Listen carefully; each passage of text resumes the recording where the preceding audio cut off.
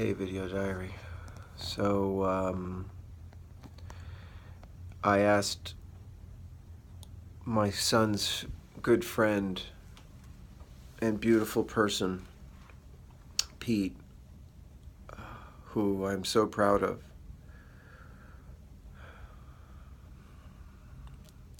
I asked him about my son because he knew him, like when they first met, what that was like, first impressions.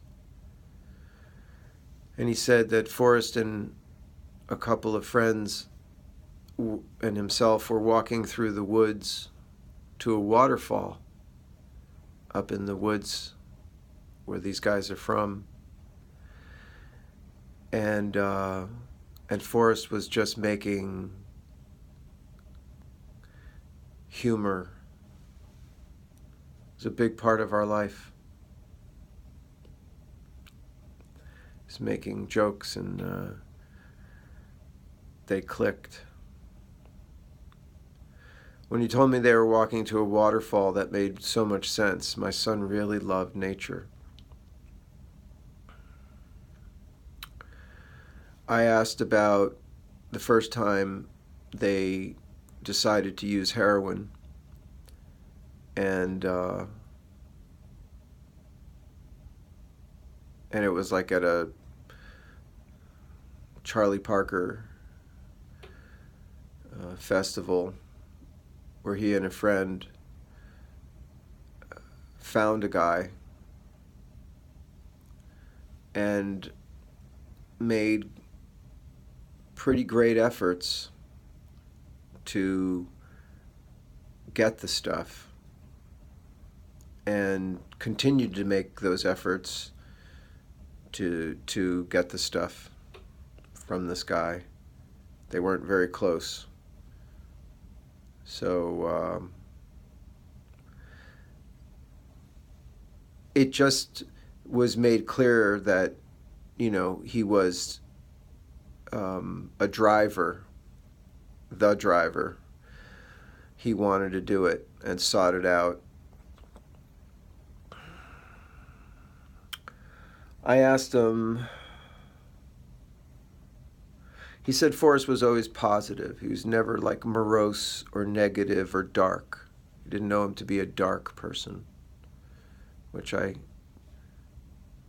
would agree with that. He wasn't like one of those kids that was just always happy. Oh, every time I saw him, he was happy and had a smile. He was pensive, and but positive.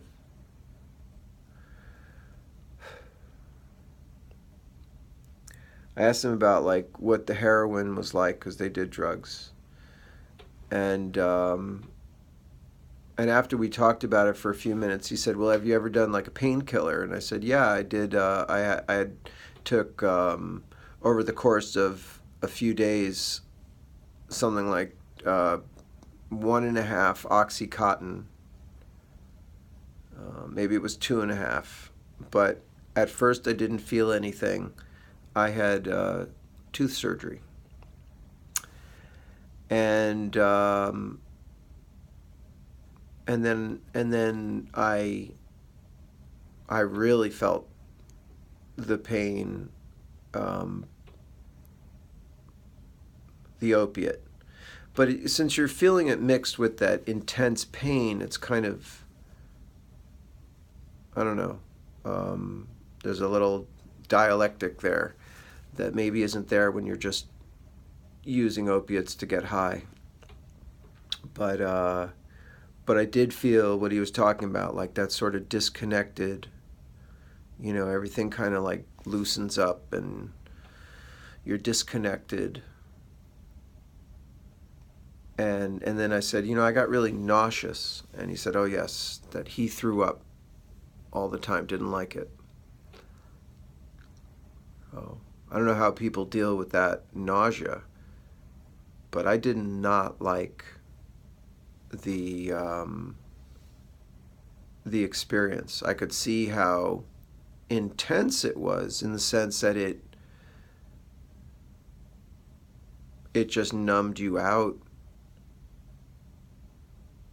but it didn't bring out, it didn't bring out anything. It didn't bring out the best in me, or whatever. So yeah, he said, and then you kind of like pass out, sort of nod off as you're just sort of like in that state. So I kind of feel now that I do. That was twice I had experiences. I broke my hand once, and I had this thing, and I had those opiate experiences twice where I really felt intense use of those drugs in my system. So, and I even remember saying to myself on both occasions, like, "Oh, I get it now," or I see what this is now. I see why people are addicted to, Oxycontin or whatever. It's disgusting. It truly is a disgusting feeling to have your, I don't know, most essential conduits blocked, One thing Pete said, that he had other priorities that kept him away from heroin, like he's a writer, and making art, he said, was impossible to maintain any degree of real participation in that when you're either high or in the life of being a junkie. And he said like a junkie, it's like if you're using junk, you're a junkie. Because you go through your everything,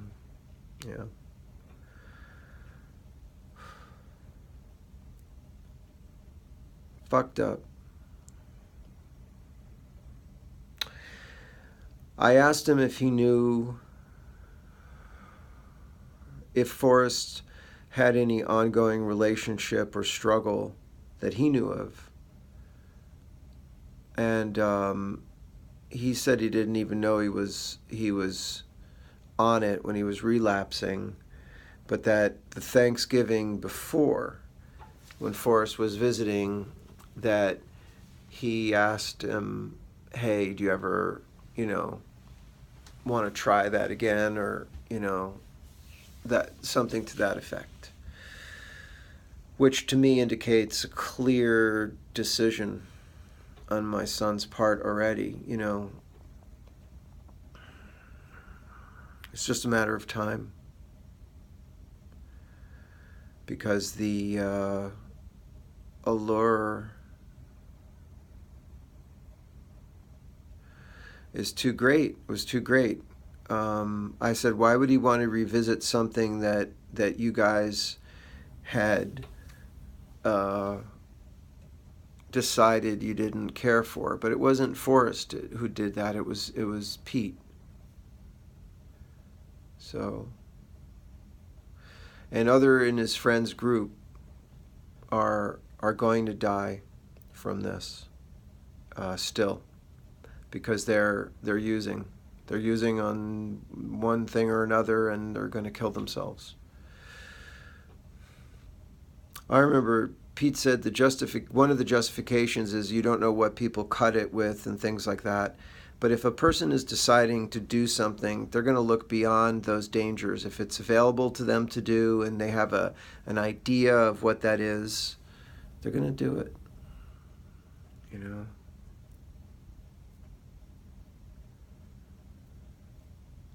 I'm so proud of this guy. I love you, Pete. My son loved you.